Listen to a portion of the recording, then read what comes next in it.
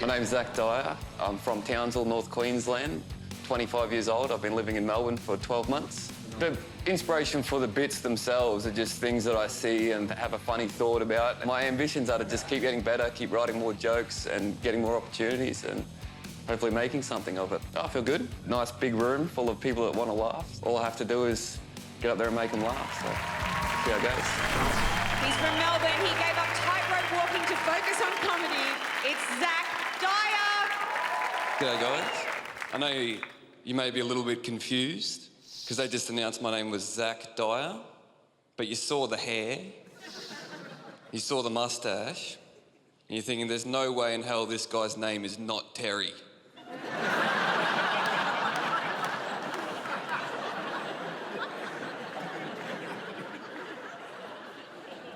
Or you might be thinking, I think I've seen this guy have sex on an old VHS tape somewhere. That wasn't me. That was a different Terry. It's good to be here, guys. It's good to be here in Melbourne Town Hall in Melbourne, the world's most livable city. Pretty bloody proud of it too, aren't you? But I think it's an accurate description for a city that's got not one, but 3 24-hour Kmarts. Never mind a midnight run to Macca's for ice cream. How about a 2 a.m. run to Kmart for coat hangers? That's some livable shit. We've all been there though, haven't we? Comfortable in bed, just about to fall asleep. Oh fuck, I need homewares. Anywhere else you have to wait until the next morning? Like some kind of third world country, I don't know. I do find Melbourne quite livable. I've been living here for 12 months. I'm originally from Queensland. A few Queenslanders in, thanks for coming. But winter was a little bit rough. Like, it's livable and all, but winter was a little bit rough for me, you know? I remember there was one morning in winter where it was 8 degrees at 10:30 a.m. That's not a joke, that's just the weather. Now here's Zack with the sport.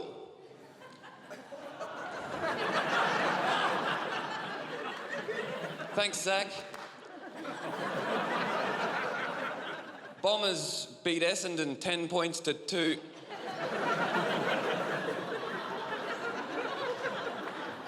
I don't know anything about AFL. Some Victorian people don't like that, because you guys, you take your AFL very, very seriously. And some people, they get quite upset when they find out that I haven't picked a team to follow. And some of them get quite rude. They say things like, "What are you even doing down here, you tropical cockhead?"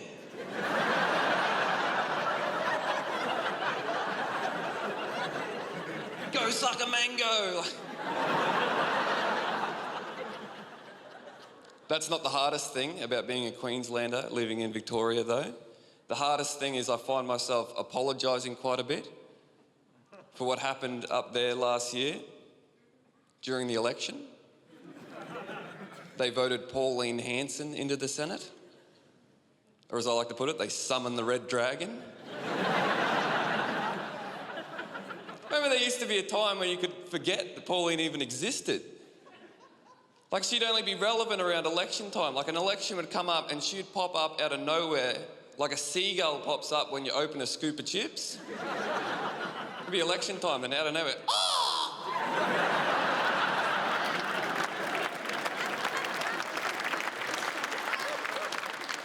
Asians. Like, oh fuck, that's right, Pauline Hanson's a thing.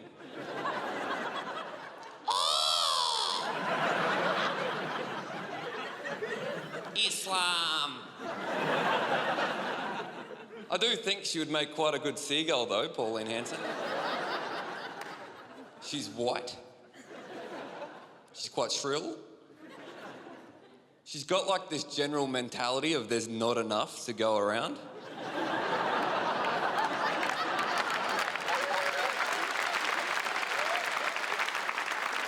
She owns a fish and chip shop. If nothing else, she'd be popular, right? She might make the seagull senate. You'd see her every now and then on top of a bin. I fear our car park's being overrun by Indian minor birds. Just want to feed her some aspirin and watch her pop. Do you remember doing that? Hearing about that as a kid? They say if you give a seagull aspirin, it'll expand and it'll pop. Did you ever do it? Yeah, no, me either. No, I really didn't. I don't have the heart. I've got too much respect for seagulls. It's one animal that's really been able to deal with us humans dominating the planet.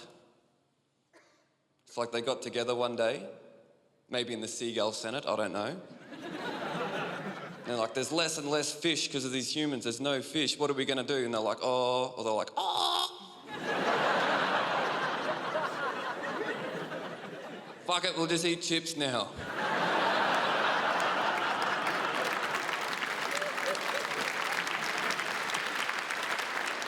There's seagulls out there that have probably never even seen the sea.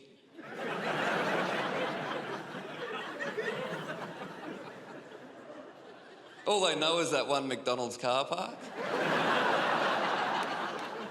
Quite a naive and insulated bunch. It's no wonder they voted One Nation. All right, guys, thank you so much.